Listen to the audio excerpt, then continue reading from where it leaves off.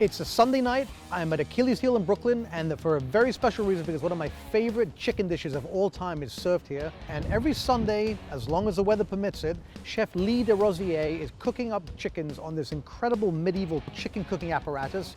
Let's go in there, let's meet the man himself, and then let's eat the birds, and I'm going to tell you all about how delicious they are.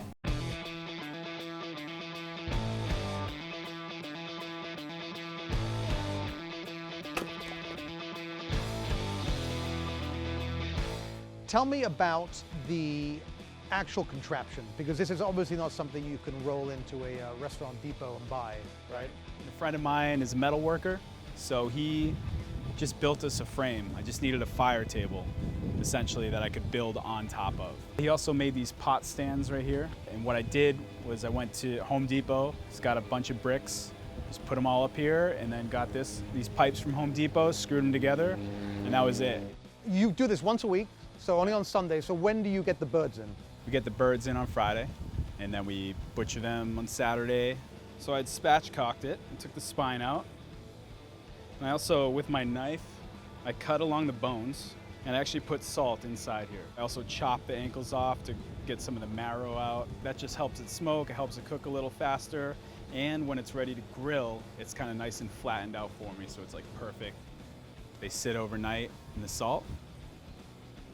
And then on Sunday, we light the fire around noon and hang the chickens for 2 to 3 hours. We put the 2 chickens in the style of cast irons and cover them with coals so that they steam through to about 165 degrees. And we let those steam in their own juices and fat. It takes about 45 minutes.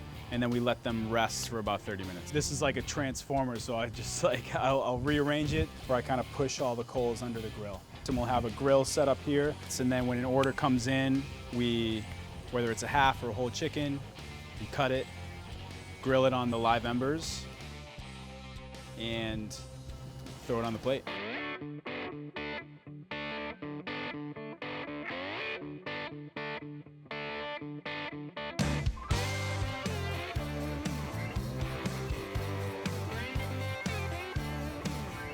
And there it is. Thank you so much. Cheers, boss.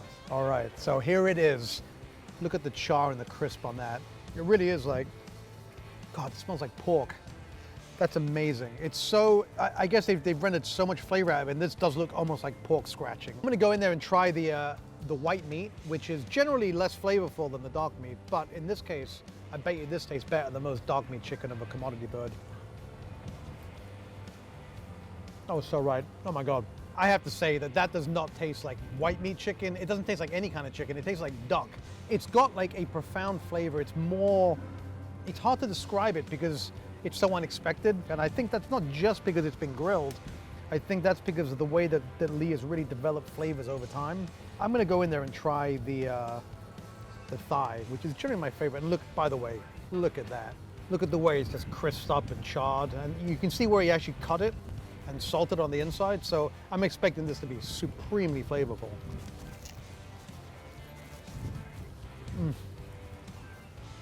Wow. Pleasingly salty. It's almost like this thigh has like everything great about chicken, whether it's a fried chicken or a roasted chicken. This has those elements. It's got that real crunch from the outside. Now, this hasn't been battered or fried or anything, but it's shatteringly crisp because of the way that it's grilled. You can see that it really does have, it just flakes apart. It's so tender. It's like the whole flavor of that entire bird just sort of concentrated into this one thigh.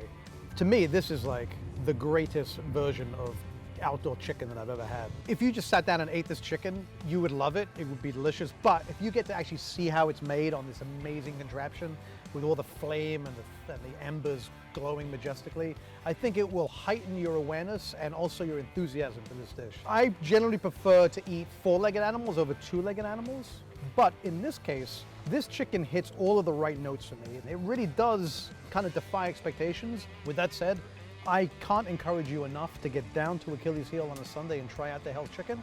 I'm gonna finish this one off, maybe a few more, and I'll see you on the next episode of The Meat Show.